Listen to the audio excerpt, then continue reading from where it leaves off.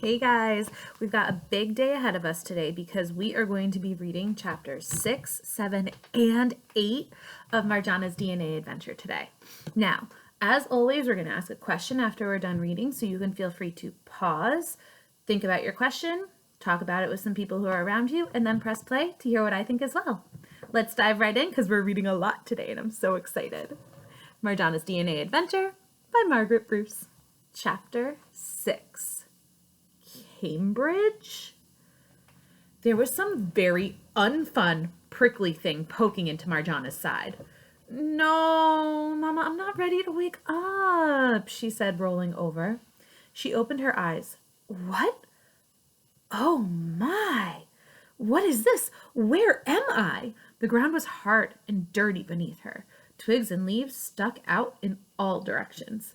This is highly unusual, Marjanah thought, as she realized that her glasses were just barely resting on her nose. They felt thinner and lighter than her usual glasses, though. She took them off to examine them. They were small and round, with metal frame that had large hoops to ring around your ears. Fascinating. In the midst of the brush, she looked down to assess the damage of what must surely have been a successful projection through the astral plane. She was no longer in her kitty pajamas with fuzzy socks. She was now wearing a fine tweed coat with 2 buttons across the front, a skirt that went down to her knees, and thick gray woolen tights. Doubly fascinating. She used both hands to push herself up like an opposite ninja, and she crawled through the bush she was apparently in and found herself on a sidewalk. There were many trimmed bushes all around. Many young people wearing clothes similar to her own walked by, some laughing as they talked, some with their heads buried in books. Large stone buildings surrounded her. The sky was gray with clouds hanging low. Rain was imminent. Some of the buildings had beautiful green ivy climbing along their walls. Marjanah listened carefully as 2 young people walked past her. Well, chap, that's hardly anything to fret over. A 2 on your final exam, at least at Cambridge, will keep you in the top quartile. Cambridge. She took both her index fingers and cleaned her ears. Cambridge? Doth my ears deceiveth me? I made it. I made it. Now I just have to find Sir Isaac Newton.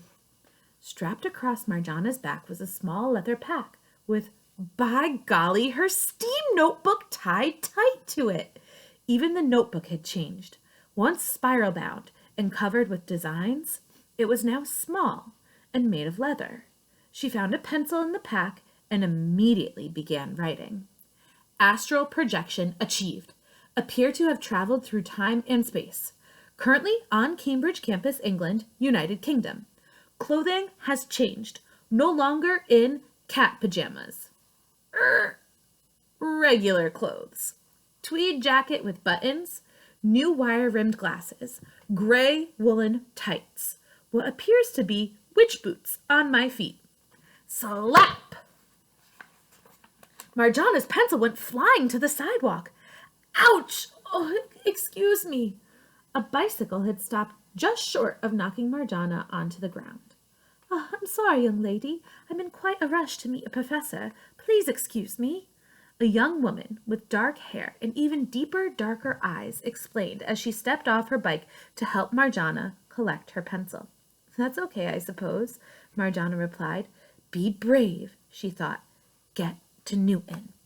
She bit her lip, pausing for a second, and then said, Excuse me, ma'am, but I'm looking to meet with Sir Isaac Newton. I have a few pressing inquiries for him. Ha, my dear girl, what a sprightly sense of humor escapes you. You must mean you are looking for the Newton archives in the library. I can absolutely assist you in finding them.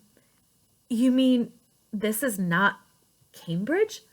But of course it is. That's why we have the work of the world-famous scientist Isaac Newton saved in our library. So what I'm hearing you say is, Sir Isaac Newton is not currently teaching here?" Marjanah asked, pointing at the ground awkwardly, as if "here" could be anywhere other than directly where she was standing. "My dear girl," the woman responded rather curtly, "you are either quite the little humorist or you are grossly mistaken. I shall suffer neither possibility gladly. Newton has neither taught here nor has he lived on this green earth, let alone here," she said, taking her turn to point awkwardly to the ground, "for hundreds of years." Knowing she had to at least begin to appear to make sense, Marjanah quickly regained her bearings. "Right. Of course. Indubitably. So, what is the year and date today?" she asked, bringing her sheepish gaze up from her black boots to meet the dark-haired woman before her. "The date today is November 3rd, 1940, my dear girl. Now, might I ask where your governess is? It is highly unusual to see such a small girl, though professional enough in appearance, wandering about campus, emerging from shrubbery and such," the woman said, staring directly into Marjanah's eyes. "Well, so you see," think, Marjanah, think. "I am a student, pupil, yes, that's it, from America. I am here doing a research project on Sir Isaac Newton." The woman paused for a moment, as if determining the truthfulness of what Marjanah had just told her. "Very good, then. We must get you to the library at once. I am on my way to go see a very famous scientist give a lecture. Her name is Adrienne Wheel. She even worked for Madame Curie. And one must never be late. Now, tell me your name, dear child, and we shall be off." "It's Marjanah, ma'am. Marjanah Jalali, junior scientist at your service," she said with a slight curtsy. That's what British people did, right? She thought, grimacing to herself, nearly tripping as she tried to untangle her legs. "Very well, then, Marjanah. My name is Rosalind Franklin, and you may call me just that. I would be happy to escort you to the library on my way to lecture." Rosalind began to walk at quick clip with her bicycle alongside her, Marjanah already scrambling to keep up. Chapter 7. Rosalind. "Miss Rosalind Franklin, ma'am?" Marjanah called out, nearly short of breath for the speed at which the woman in a long dark skirt with even longer dark hair falling over her shoulders was walking. "Could you please slow down? My legs are much smaller than yours indeed." "Very well then, child, but I must encourage you to play sports. When I was a scholar at St. Paul's, we all played hockey, cricket, and of course tennis. Keeps the blood pumping, it does. Now, tell me, what kind of science is it that you study?" she asked, as they walked through the falling leaves of the campus green toward the library.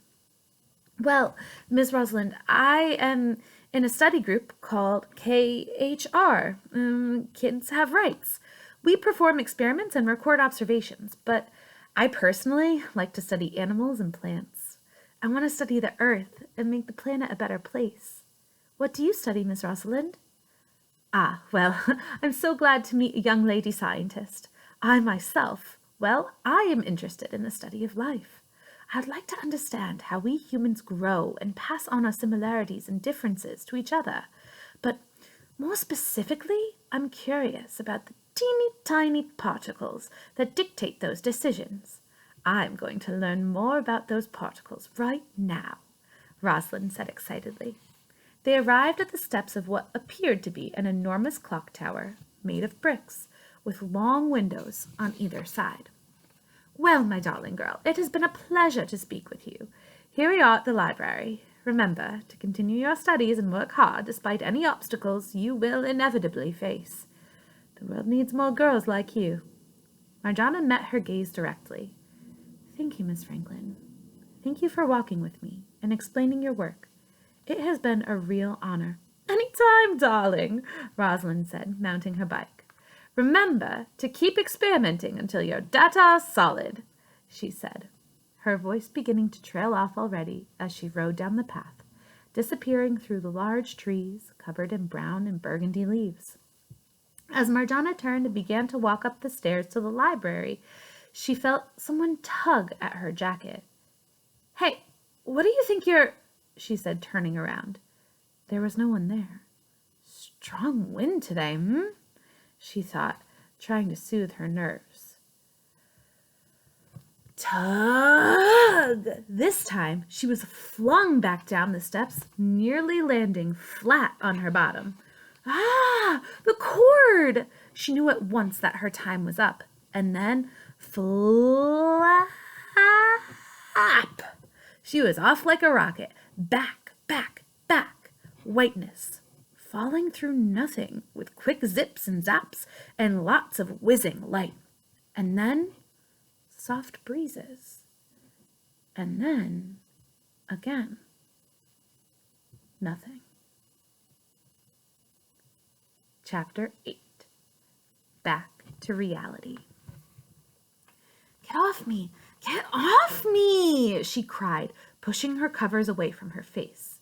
And with a jolt, Marjanah sat up in bed, straight like a pole. She looked around her and reflexively grabbed her glasses off of her nightstand. "Home!" she shouted. "I cannot believe it worked! Maya will never believe me." Marjanah reached for the old dog-eared spiral and pulled it up. Astral projection successful! Landed! Is that the right word? In Cambridge, England, at the university. Date was November 1940. I met the most fascinating student, Rosalind Franklin. She said she was going to a lecture interested in studying where life comes from. Note to self, look up Rosalind Franklin. Marjanah's space and time travel had made her incredibly fatigued. As soon as she set down her pencil, she fell like a tree flat onto her pillow and was snoring loudly within moments, her big clear glasses gently atop her face. Marjanah finally began to regain consciousness as the rising sun crept into her room. She blinked and rolled over. Surely last night had been the product of too many gummy worms and not enough water. Surely it had been some kind of crazy dream. Another world? Unlikely. Time travel? Impossible. And yet, what was this? Her journal lay open on the floor next to her bed. She flopped over like a seal and reached down to grab it. Just one page, she thought, and pulled the old journal up and onto the bed. Lo and behold, there it was. The name spelled out. Rosalind Franklin. All right, my friends, that is the end of chapter 8. We're going to pause here today and do a little bit of thinking questions. So the question that I have for you today goes back to the end of the chapter again. I'm wondering, why is the name Rosalind Franklin in the STEAM journal important? I have a little friend here to help us think through it. What do you think, B? Why is the name Rosalind Franklin in the STEAM journal important? Take a moment to think. We'll be here.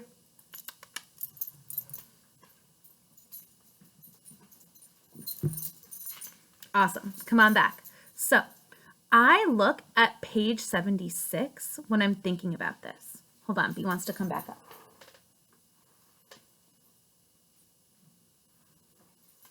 Okay, here she is. So I think about page 76 when I'm thinking about evidence for this question. When I go back to page 76, I can see several different pieces of evidence that might give me a hint about why this name is important to be in the STEAM journal. So on page 76, I see first, Marjanah has this idea that her astral projection was all just a crazy dream. She says, surely it had been some kind of crazy dream. But then she goes back to her notebook. And on page 76 again, it says, and yet, what was this? Her journal lay open on the floor next to her bed. So her journal having the name Rosalind Franklin written in it proves that she wasn't just dreaming, because I know that you can't write in a journal if you're asleep. And when she did her astral projection, she met Rosalind Franklin. So she couldn't have dreamt that because it was in her notebook. That is super cool. We are going to say goodbye to you for today, but hopefully we'll see you back again tomorrow. Say bye, Bee. Bye. We'll finish up our story tomorrow. See you guys later.